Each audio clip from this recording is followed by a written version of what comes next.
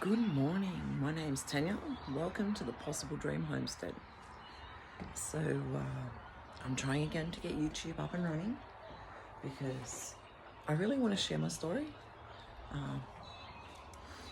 I'm enjoying my journey. You know, it's not to say it's not without struggles, but you know, I do love it. I do love having one foot in this self-sustainable life. I always said I wanted to be a farmer, but yeah, no, I'm not built to be a farmer. I know that, but a homesteader is good for me. I like it. It's a nice way of life.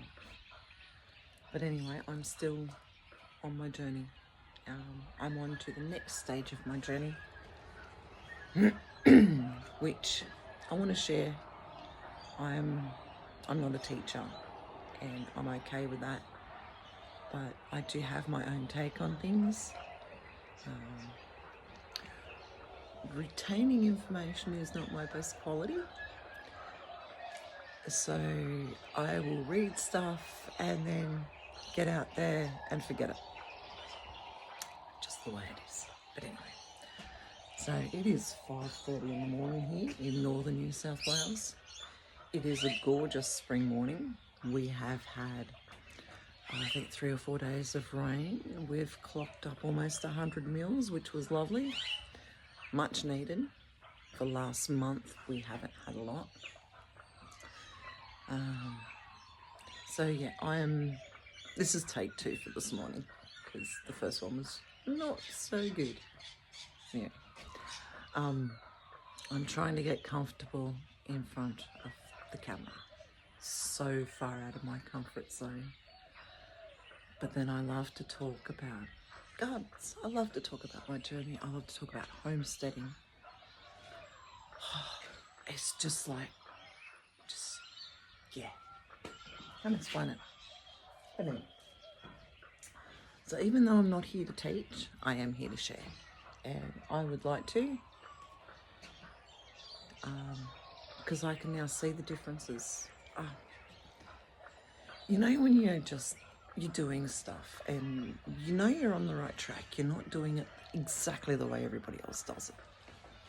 And then you see a photo that was taken 5 years ago to a photo that we took present day. This is what happened a few days ago. So on my partner's memory, it came up a photo of our backyard in 2019. And it looked like a barren, dry desert.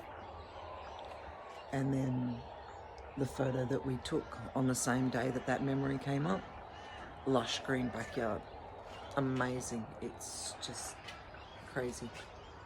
But it was to see that what I'm doing is working.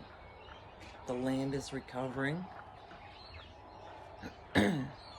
Yeah, I had seen little steps for myself, but a photograph like that is huge. So if you are starting your journey, even if you're not starting your journey, start taking photos. Photos are awesome. And Facebook is great to remind you of the memories of those days. Yeah. All right. So I've just taken notes of things I want to talk about. So yeah, like I said, not comfortable here in front of the camera, and I'm going to try and get more comfortable, more fluent. My Tanyanicities will come out. I will get tongue-tied. I will fall over. These are just some of the crazy things that happened to me in my day. All right. So, enjoying the journey. Okay, just following up on my notes here, like, because I forget stuff. All right. Okay, so we live in a rural estate, northern New South Wales, Australia. There's approximately 30 houses in our estate, and then we're surrounded by grazing land. There is a highway with other estates on the other side. There are a lot more houses over there. One estate is older than ours, one is newer than ours. I do get to hear the highway. right there. If I turn around like this, so over here is where the highway is, and that's where the newer estate is. My neighbours are really close. Don't enjoy that at all. We have 3.5 acres, compacted clay soil. So the farmer who subdivided this estate, he had farmed the land that I know of for approximately 30 years and had corn and peanuts. And then the first owner of our property owned it for approximately 15 to 20 years. They planted a few trees, like they did the house and the buildings, the tanks, shed, blah, blah, blah, swimming pool, flaming swimming pool. Swimming pools are overrated, by the way. Don't do swimming pools. Okay. Wow. Oh, wow. I'm not going to be able to get this either. I can't swing it around my neck. There is actually a wallaby down in my new potato garden where I've got the cardboard laid. And it's just cruising across it. They're my mates. I love having the wallabies here. Anyway, where was I? Hard clay, compacted soil. Yes, so the previous owners didn't do a lot. They did plant these fig trees. They're a native fig. Forgotten the name. Surprise, surprise. Okay, anyway, they are really, really good trees. Wish they had planted way more of them. And then my parents bought it. They had it for 16 years. And my dad had an affinity with palm trees. So there are approximately, I believe, 40, I think I've counted 40 palm trees. A few different species, but palm trees nonetheless. If you haven't owned palm trees drop palm fronds. You need to find something to do with those palm fronds, otherwise you are burning a lot of palm fronds. The huge bonfire that was here when we moved in, approximately 3 years worth, and the pile didn't get higher, it got wider. It was huge, and it was drought when I moved in, so we couldn't do anything about it. Oh my God, the amount of snakes and rats and stuff. Anyway, move on. All right, so then, and it was basically been mowed. Roundup has been used. If my neighbours are anything to go by, ant killer has been used. Everything has been used on this property. So in the last 7 years that I've been here, I have phased out those lovely things. I actually threw them out, to be honest. I have used a few homemade things, but even I have proved that even so-called mild household things are lethal in my hands. So I generally don't do it unless I can make it from a plant. I'm growing some trees that I've called the monolepto trees because I can't remember the really long scientific name for them. And apparently you can make a tea out of the leaves of that for monolepto beetles, which was really handy because we got hit hard with them lately. All right, so our temps in winter can get down to low as 1. Very rare does it get into the minuses, 1 degree Celsius. Summers, oh my dear, summers. Summers are lethal. 39 degrees, humid, hot, disgusting. So, excuse me. So hot that your solar panels don't work. Lovely. Yeah, it's harsh. And unfortunately, we usually get about 5 months of it. It's pretty horrid. So our climate is kind of a cross between, this has been so hard to figure out. Because, like, I should be a zone, right?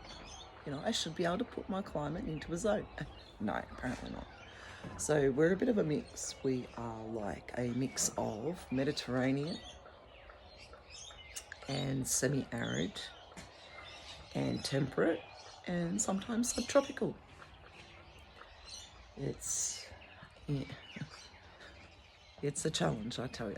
I have fought it for a long time because I'm 30 k's away is subtropical. I have lived in subtropical almost all my life.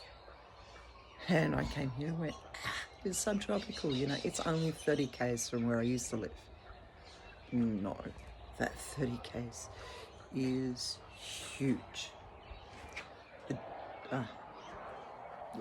Anyway, so I'm going to stop now because, right there, I just turned the page.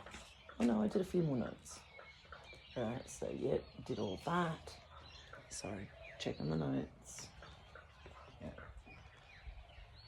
There. Alright, so where we're at now is I have got a young orchard in. We've got veggie gardens. I have got chooks in a mobile chook run. We've got a rabbit, a guinea pig, a budgie, and dog, ornamental fish. So we've got gardens. I have got a lot of food varieties, but a lot of support species too, trying to build up the soil again, trying to build like a microclimate. You know, this is only 3.5 acres, but especially in the hot weather, there is a section of the property that I can feel a distinct difference in temperature. And it's got to be a combination of the trees. You know, I should be really mad at the moment that the wallaby is bouncing through my potato bed. But how can I be? Honestly, it is so cool. It's like, how can you be mad watching the king parrots eat your pigeon peas? They're just gorgeous. They're lucky they're beautiful and can get away with it.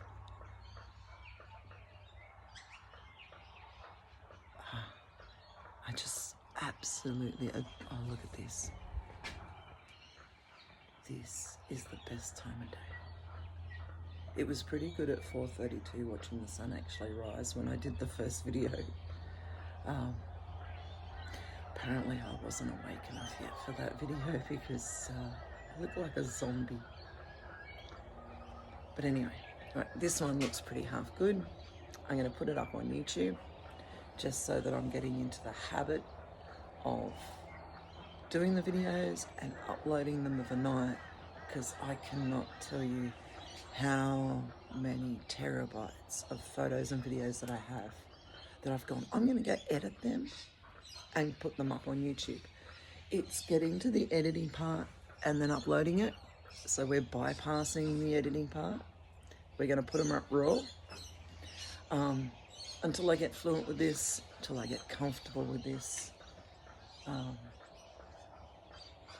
So this will be the start of like a series on my channel, and it will be, I think this is roughly the name, Permaculture, Simplified on a Frugal Budget. Alright, I'm going to show you what I've done and where we go next, and take you on to the next chapter, the recovery chapter. We'll work through that and then on to the next chapters. And hopefully I will share it all with you and you will see the things that I see improve. It just takes time. That is a difficult thing for an impatient person. But to see now that what I've been doing is working, even in my own way, my weird and wonderful way, it is working. Still way room for improvement, but yeah, I'm really chuffed, really chuffed. All right, well, I shall see you on the next video.